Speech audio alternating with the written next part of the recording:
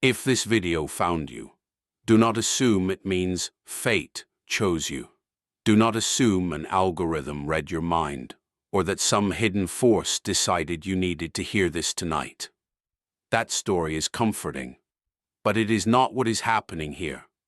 What is more likely is quieter, and in some ways, more interesting.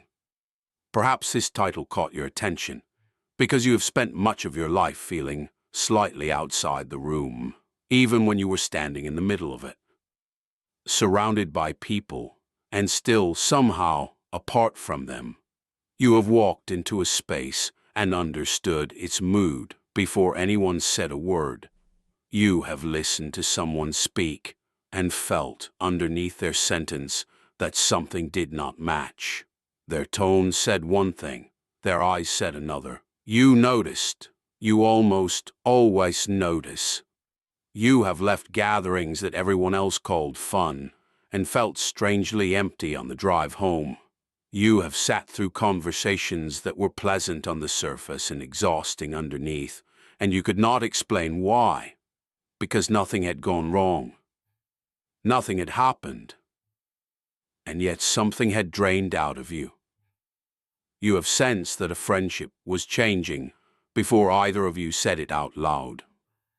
You have seen patterns in people's behavior that they themselves have not seen yet. And you have often felt profoundly understood by almost no one, even by people who love you. Here's the question this video wants to sit with, slowly, without rushing to flatter you. What if the quality that has made you feel isolated is the same quality that allows you to perceive what most people spend their whole lives avoiding? By the end of this video, you will understand what makes this personality psychologically rare, why it so often leads to loneliness, how Jungian psychology explains it with more precision than most self-help language ever could, and how to use this quality without disappearing from the people around you. This is not a personality test. It will not sort you into 4 letters or promise you were chosen by the universe. It is something closer to a mirror, and mirrors are only useful when they are accurate. The lifelong feeling of being different rarely begins with a dramatic event. It usually begins quietly, in childhood, in the space between what was said and what was actually happening. Some children run straight into the noise of a room. Others stand at its edge for a moment first, reading it, before deciding whether to enter. If you were the second kind of child, you may have understood adult moods earlier than you were supposed to. You may have sensed tension in a house before any argument was spoken aloud. You may have felt, without the words for it yet, that certain smiles were not real smiles, and certain silences were not peaceful ones. You may have preferred one long conversation with a single person over an evening spent moving between many shallow ones. You may have disliked group behavior in ways you couldn't articulate, the way people soften their opinions to match the loudest person in the room, the way cruelty sometimes hides inside laughter, and you were probably given words for this early on. Quiet, intense, sensitive, distant, difficult. None of those words were wrong exactly. They were just describing the surface of something deeper, something the people around you did not have the language to name. Let's be honest about one thing before we go further. This is not a story about a painful childhood turned into a superpower. That framing is too easy, and it usually isn't true. Some people who feel different had difficult childhoods. Others simply had a different kind of nervous system, a different orientation to the world. Present from the very beginning, pain is not required for this. Attention is. Some people do not feel different because they want attention. They feel different because they are paying attention. This heightened noticing is worth taking seriously because it is not vague or mystical. In Jungian psychology, and in the decades of psychological research that followed. There is a real and observable difference in how some people process the emotional information around them. This person may notice tone of voice before content. They may notice a pause that lasted half a second too long. They may notice a contradiction between what someone claims to feel and what their body is doing while they say it. They notice hidden resentment before it becomes an argument. They notice emotional withdrawal weeks before someone admits they've been pulling away. They notice what people carefully avoid saying, which is often more revealing than anything people actually say. But here is the part this kind of personality often resists hearing. Noticing more does not mean interpreting everything correctly. Seeing more does not mean seeing perfectly. This distinction matters enormously, and we will return to it, because sensitivity without correction becomes its own kind of blindness. A person can be highly perceptive and still misread a silence as rejection, still mistake someone's bad day for a personal insult, still build an entire narrative from a single raised eyebrow. Perception is a gift. It is not automatically accuracy. Much of what we are describing connects to something Carl Jung spent his life trying to articulate: introversion. And it is worth clearing up what introversion actually is, because pop psychology has flattened it into something much smaller than it was ever meant to be. Introversion is not shyness, it is not social anxiety, and it is not a fear of people. In Jungian psychology, introversion describes where a person's energy naturally flows toward the inner world of reflection, memory, imagination, and subjective meaning, rather than toward external stimulation for its own sake. This is why solitude can feel less like escape and more like return. It is not that this person hates other people. It is that constant social input, especially the kind that requires performance, slowly separates them from their own thoughts. Being around others for too long can feel like static on a frequency that needs quiet to be heard clearly again. Solitude is not always escape. Sometimes it is where the personality becomes audible again, closely related to introversion and just as widely misunderstood is intuition. Jung used this word carefully, and it deserves the same care here. Intuition is not a supernatural sense. It is not knowing the future. In a Jungian sense, intuition is the mind's ability to recognize a pattern before conscious reasoning has fully caught up to explain it. You have felt this, a relationship that quietly starts changing before anyone names it. A person's enthusiasm that feels performed rather than genuine, even though you can't say exactly why. A situation that seems fine on paper, but leaves you uneasy anyway. That unease is not random. It is often your mind assembling small data points faster than your conscious thought can process them individually. But intuition, like perception, is not infallible. It can be shaped by fear as easily as by insight. It can replay old wounds and mistake them for present-day warnings. This is why intuition should be treated as information, not instruction. Intuition offers a signal, not a verdict. Now, if you carry both of these traits, a rich inner world and a heightened intuitive sense, you likely also carry something heavier, a deep familiarity with exhaustion after being around other people, even people you genuinely care about. To understand this, we need another Jungian concept, the persona. The persona is the social mask, the version of yourself built for functioning and belonging in the world. Everyone has one. It is not inherently dishonest. It becomes a problem only when it is the only version of you that ever gets to exist in public. If you have a rich, complex, often intense inner life, maintaining a persona can be quietly draining. Performing constant enthusiasm when you feel neutral, being endlessly agreeable when you actually disagree, presenting social confidence when you feel uncertain, simplifying yourself so you're easier for others to categorize, neutralizing your emotional responses so no one has to ask follow-up questions. Think of the small performances most people don't even register as performances, pretending not to notice the tension at a dinner table, laughing to smooth over a moment of discomfort, hiding the intensity of an opinion because voicing it fully would take more energy than the room has patience for. Saying "I'm fine" because fine requires no further explanation. The exhaustion does not always come from being around people. It comes from being someone else around them. This is also why shallow relationships can feel almost unbearable for this kind of person. And here we need to be careful, because it would be easy to turn this into an insult toward people who enjoy lighter connection.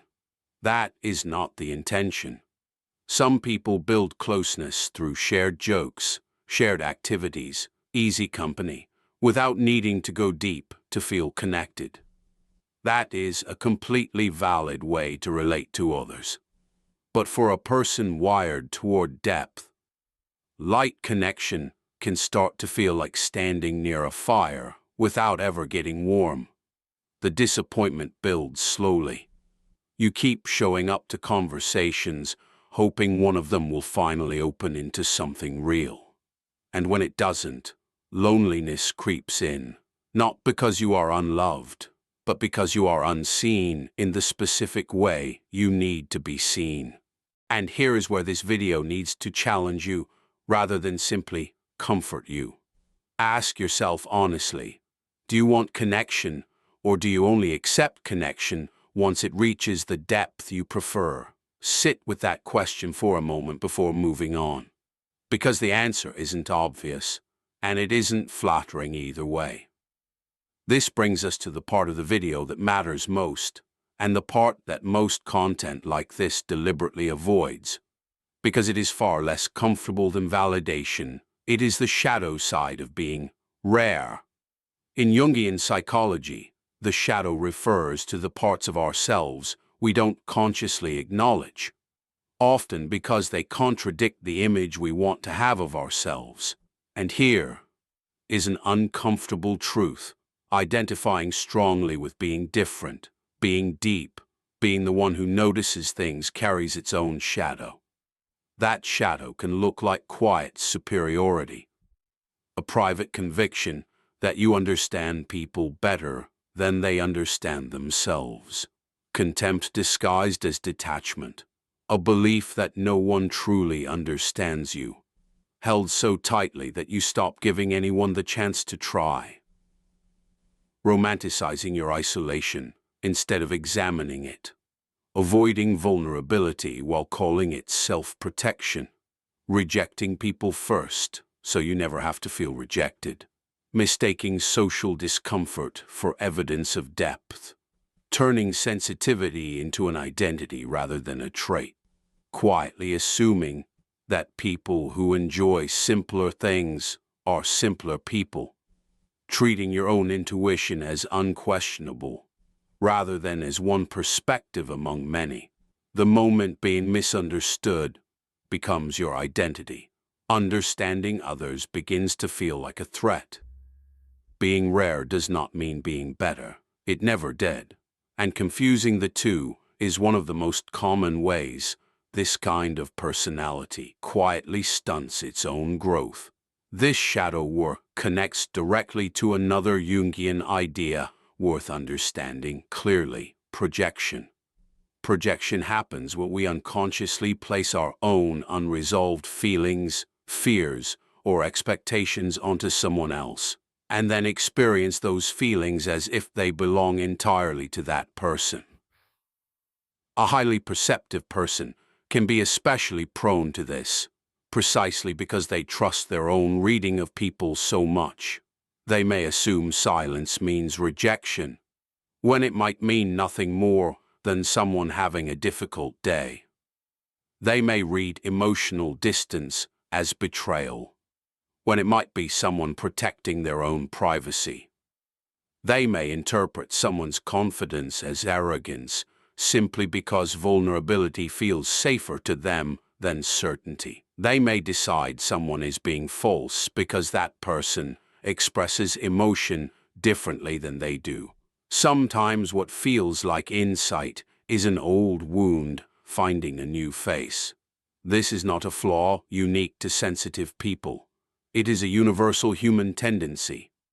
But because this personality trusts its perception so deeply, the responsibility to question that perception is greater, not smaller. All of this connects to a pattern many people watching this video will recognize immediately: the experience of having very few close friends, despite being, in many ways, a genuinely thoughtful and caring person. This can come from several places at once, and they are not all admirable, even if some of them are understandable. High standards for real intimacy. Social exhaustion that makes maintaining many relationships feel impossible. A learned distrust from being misunderstood before.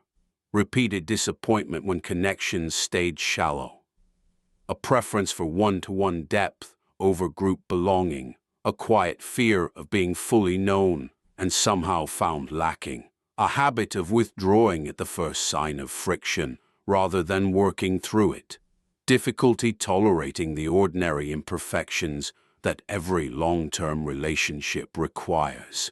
Here is the honest distinction, the one most videos like this avoid making, because it complicates the flattering narrative. Having few friends can reflect depth, but it can also reflect defenses. Wisdom is knowing which one is operating.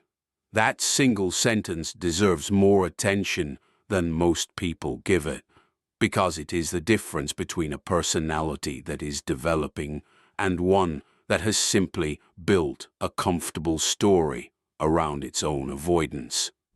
Which brings us to the concept that ties everything in this video together: individuation. This was one of Jung's central ideas, and it is often misunderstood as becoming special, becoming separate, becoming unlike everyone else. That is not what it means. Individuation means becoming a more integrated, more honest version of yourself. It means becoming conscious of your persona instead of mistaking it for your whole identity. It means facing your shadow instead of projecting it outward. It means recognizing your projections before they quietly distort your relationships. It means developing values that are actually your own, rather than reactions to what you've rejected in others. It means tolerating difference in people instead of quietly judging it. It means choosing your relationships honestly, rather than defensively. It means learning to belong without disappearing, and to be alone without becoming isolated.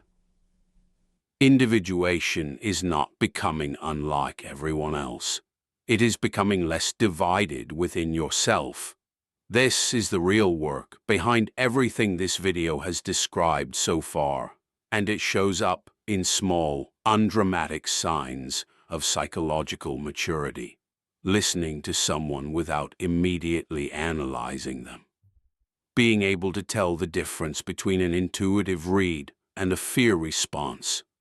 Sitting through small talk without silent contempt for it.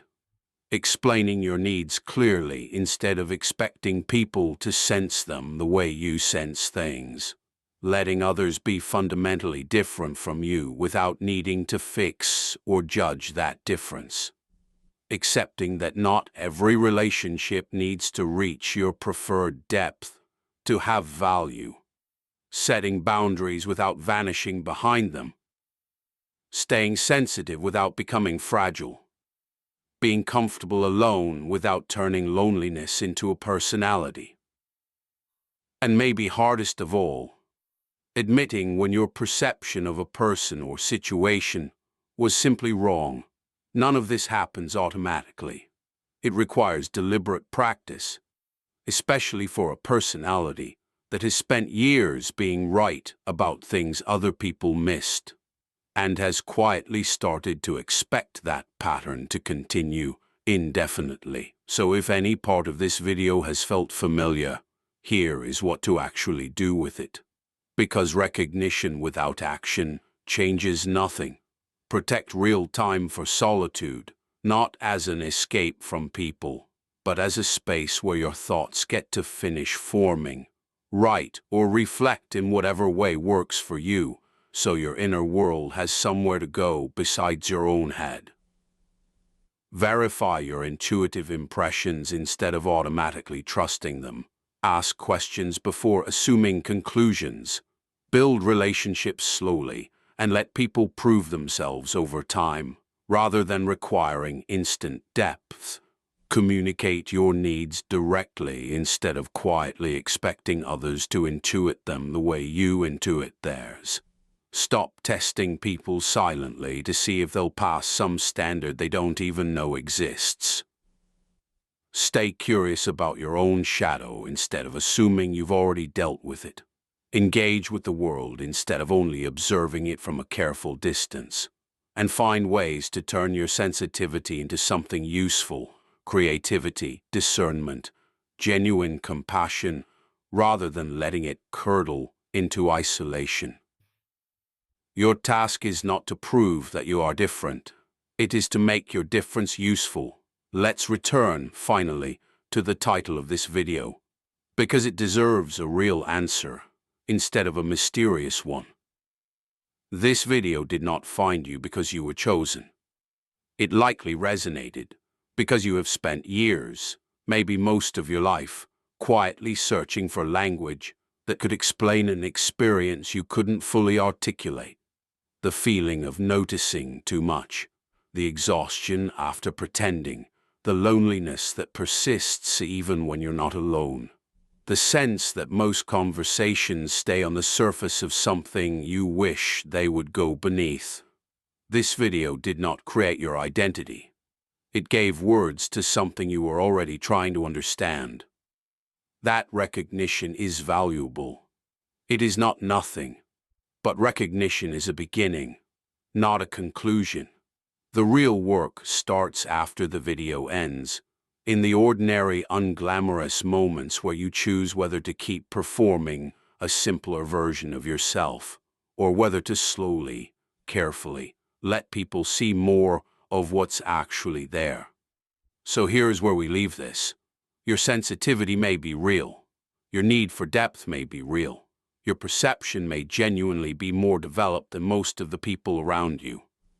But none of that removes the responsibility that comes with it. Being rare does not mean you are exempt from humility. Being observant does not mean you are always accurate. Solitude should deepen you, not seal you off.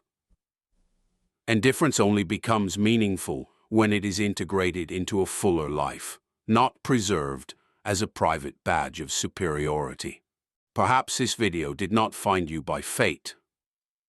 Perhaps you found it because you have spent years searching for a language that could explain why the world often feels louder, shallower, and more transparent to you than it seems to others. But being rare is not the conclusion. It is the responsibility. To see clearly, without becoming cruel. To feel deeply, without drowning in feeling. To stand apart without abandoning connection. And to become not more special than others, but more whole within yourself. If this helped you understand your personality without romanticizing it, subscribe for more explorations into Carl Jung, the shadow, individuation, and depth psychology.